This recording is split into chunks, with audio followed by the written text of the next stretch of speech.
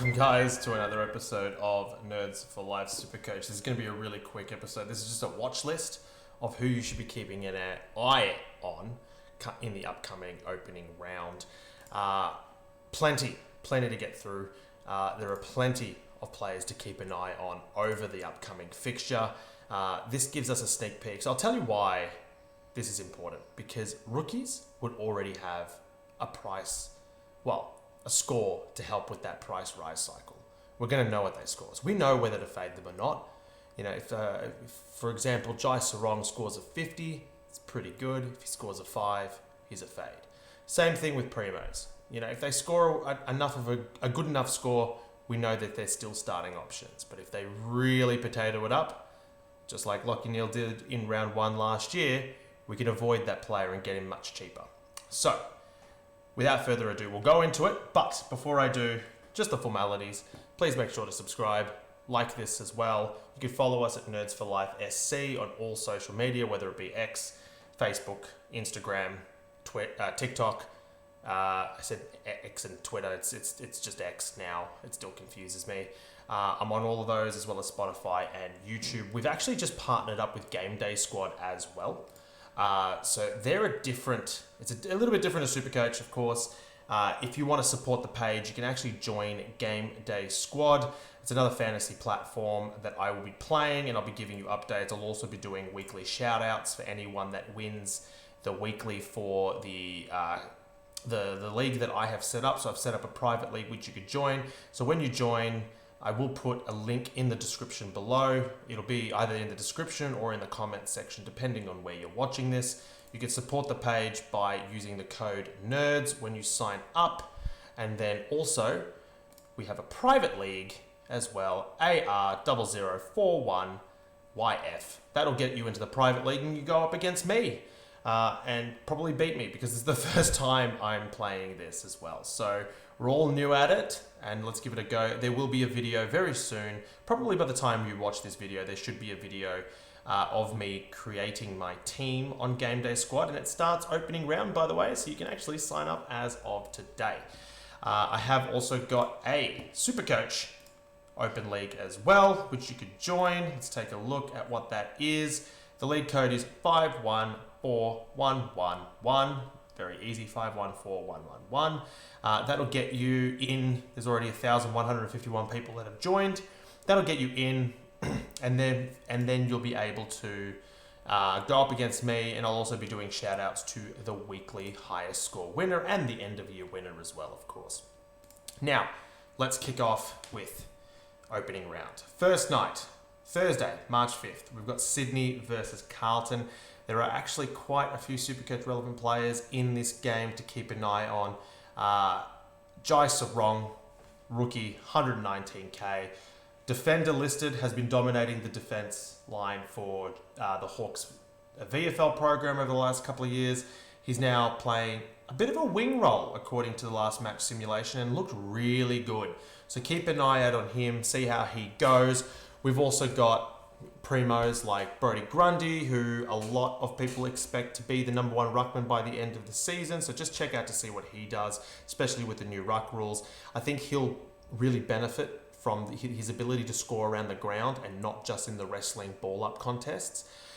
Then you've also got Nick Blakey, you've got Callum Mills. Goulden should be available again after injuring his ankle in the last practice match, and Isaac Heaney. So there's a lot of primos there. You've got a mid-pricer as well that you could look at in Charlie Curnow. These are all players to keep a firm eye on. That's 6 Swans. 6 Swans to keep an eye on in this first game. The next game, the next team is the Blues, obviously, same game. The Blues, they're actually quite SuperCoach relevant too. We've got Wade Derrickson, 99k rookie in defense. I don't particularly love his job security. He's not in my team. I wouldn't be picking him myself. If he's got the green dot come round 1, he's the cheapest defensive option available.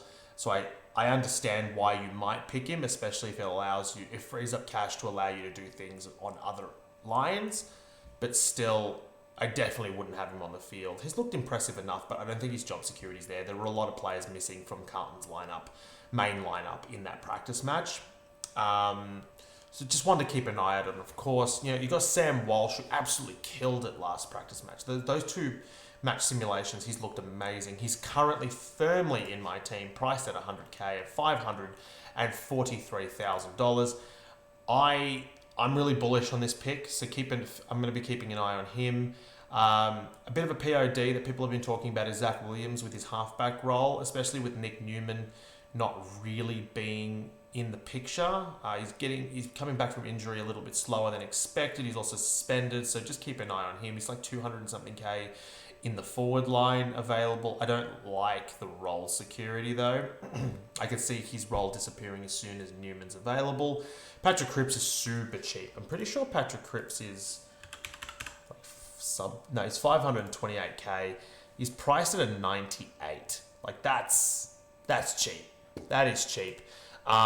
Keep an eye out on him. He's had a really good summer, actually. He's looked really good in the 3 games we've seen him play, in the match simulations and everything. He's looked fantastic. So just keep an eye on him. We know what he can do at his best. George Hewitt is another example of a player that you can look into. I don't think Harry Dean's really an option, but obviously if he pops off for a big score, I don't think he's an option regardless. He's 194k as an elevated rookie. He's a small frame. He's got talent, yes, but I personally don't think he's going to make it. But then if he pops off a 90, maybe we just go with it, right? Especially because he's playing the Thursday night against Richmond. So we'll hear news about these guys playing a lot earlier than the Sunday team. So it could be just a guaranteed debut. Already a good score in the price cycle, and you just pick him. Liam Reedy's the other one, 119k ruck forward. Obviously, he's priced as a 34. He should definitely score that. And then the biggest rookie, 81% of teams. And the other 19% of teams must be fake, because Jaeger Smith should be in absolutely every team. He's just awesome. He's going to be playing midfield. This guy can get the footy. He could find the footy. He could be the best rookie option this year, genuinely. Just pick him. Regardless, if he makes his debut next week, I don't even care what he pumps out this week. I'm picking him regardless, honestly. Then we're going to move to Friday night.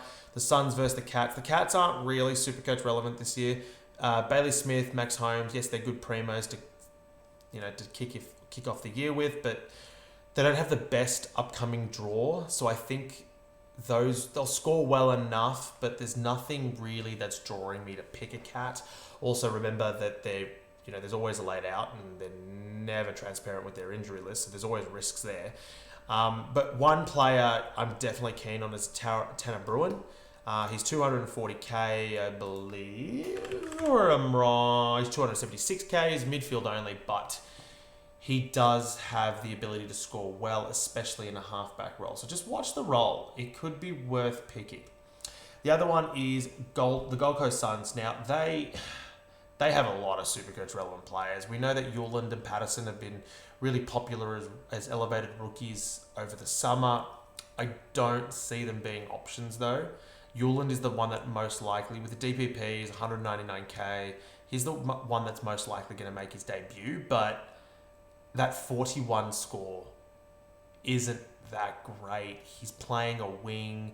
He's talented. He missed a lot of footy last year, yes, but I just can't see him having an immediate impact. Obviously, if he has a great game against the Cats, maybe you just pick him, especially with DPP, but he's going to need to score better than cheaper rookies in order to not only maintain that price, but make enough money to be worth the pick. For me, he's not a pick for me. He's not in my team, but definitely on the watch list, of course. Petrarca, Noah Anderson, just watch them. Petrarca, I think, will have a good role, especially with Matt Rao out for a little while. With their early draw is insanely good. I can see those two really popping off. If Petrarca has a really good game and he's got bulk CBAs against the Cats, I'm probably going to have to find the money to get him in. Anderson's been in my team since Team Pick has been released.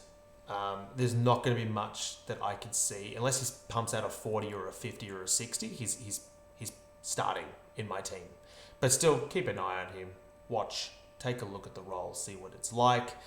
Tuke Miller might be playing a lot more forward this year. A recent report has shown that he might actually be playing forward and entering the midfield. He's also spent some time at halfback over the match simulations. I don't really know what his role is going to be, so just keep an eye out on him. Obviously, if he plays more forward, that's not a bad thing necessarily. It just means that we can get him in round 6 as a forward, so that's not too bad, but just one to be mindful of.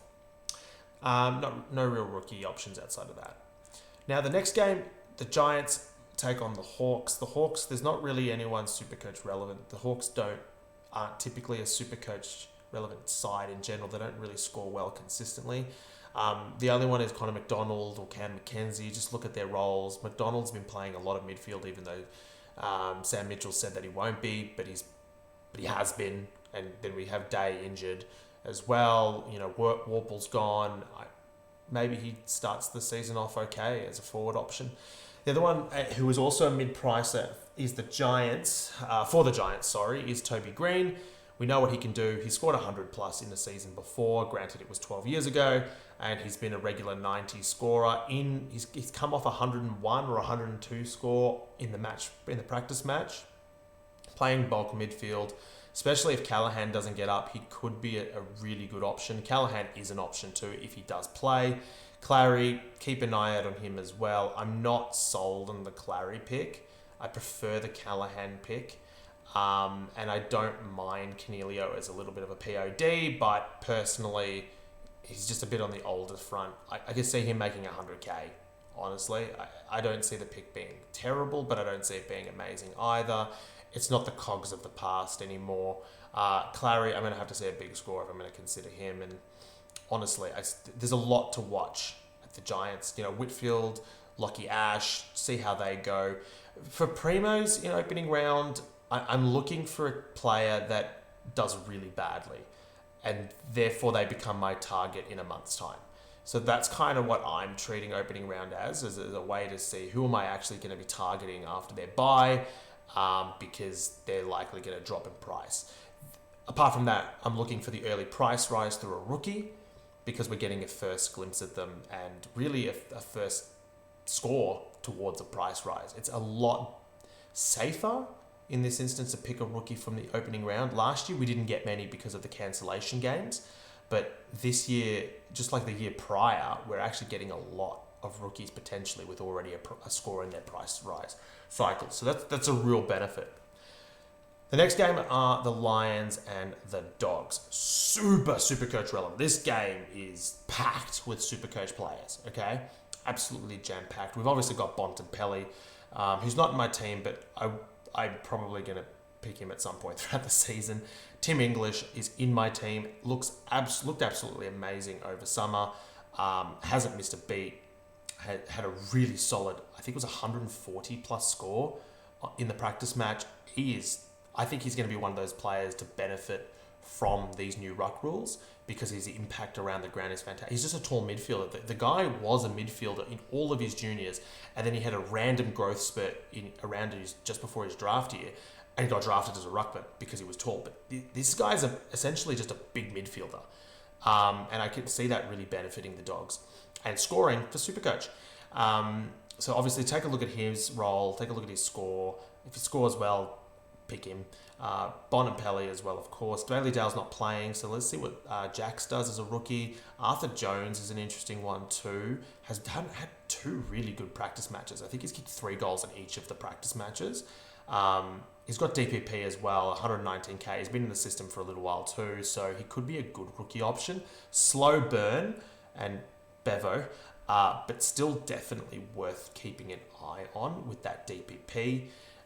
Jax as well had a brilliant first practice match, not so good of a second one, but still had an impact, especially with Bailey Dale's injury. I'd keep an eye on him. You could look at Tony Liberatore. You could look at not Tony, Tony's his dad, Tom Liberatore, and you could look at Ed Richards, of course, as well. Connor Boderick is an interesting one that I keep being asked about. Comes from the Suns. It looks like he's got a halfback role, but is that role actually his, or is that role only because of Bailey Dale being out? That's my concern with picking him. Joel Frazier as well didn't really have the role we wanted in the last practice match, and again, Bevo. Same with Riley Sanders, Bevo. When I say that, the magnets could land anywhere on any given week, so it's a no from me for both of those. But still, watch them. If they've got bulk CBAs all of a sudden, then maybe they are options. The next are the Lions. Lachie Neale has looked amazing over summer. Could be a really good pick. POD, not in a lot of teams. I think Will Ashcroft is going to have a breakout year to the sense that he is going to be that uber primo player. If it wasn't for the opening round bye, he'd probably be in my team. It just doesn't work for me at the moment because I'm starting someone like Sam Walsh who has the better history. Lachie McCarthy as well. Lincoln McCarthy, sorry, is a rookie that we're keeping an eye on. 170k. I know a lot of people aren't happy with his high elevated price, but honestly, he's looked so good over summer and has had a little bit of halfback too. Kitty Coleman as well. Halfback role again after playing half forward. I think he's going to transition between the two, so I'm not sold on him. I'm going to have to see a massive score to even consider him. But again, we get to look at that. Not sure if Annabelle plays. If he does, awesome. We get a look at that rookie option too. And then, guys like Jasper Fletcher and Darcy Wilmot have been mentioned a little bit here and there too as some POD options. Just keep an eye out on them. I actually really like Darcy Wilmot. I got him in my draft league and I'm happy that I have. I think he's going to have a huge year and he could push that average to 100 personally. That's what I think. The Pies versus the Saints. That's the last game. Nick Dacos, Josh Dacos. There's not really any rookie options outside of Harvey Harrison. I don't see a huge scores from him. Scored like a 41 or a 25. What did he score? He scored really badly in the practice match, SuperCoach wise. But keep an eye out on him. He could be one of those ones. Maybe he kicks a bag. Who knows? So let's just see. Darcy Cameron, you could look at him too. How the new rules have impacted him. There are a few SuperCoach relevant players, but not too many. If Reef McGuinness magically plays, you can look at him as well. There's options there, but the Saints. Wow, there are SuperCoach options here. Obviously, you want to look at the Sia Wanganeen-Malera, Jack Sinclair, how they go. I think both are going to have great seasons and both are going to be top 6 defenders. You've also got a plethora of rookies. Philippous's looked amazing over summer. He's had 29 disposals and 27 disposals in the last 2 practice matches. I think the role is definitely there. Keep an eye out on him. Marcus Winhager looks like he's got a half-back role. Had 41 disposals last week. Keep an eye out on that. And you've also got Jack Carroll too. Apparently he's playing halfback. Not sold on that one myself, but definitely one to keep an eye on. And then Sam Flanders, of course, too. And that's it, really. I'll be back after opening round to do a team reveal. Thanks for watching, guys. Make sure to subscribe, like the channel and whatnot. And let me know what you think come opening round. Thanks for watching.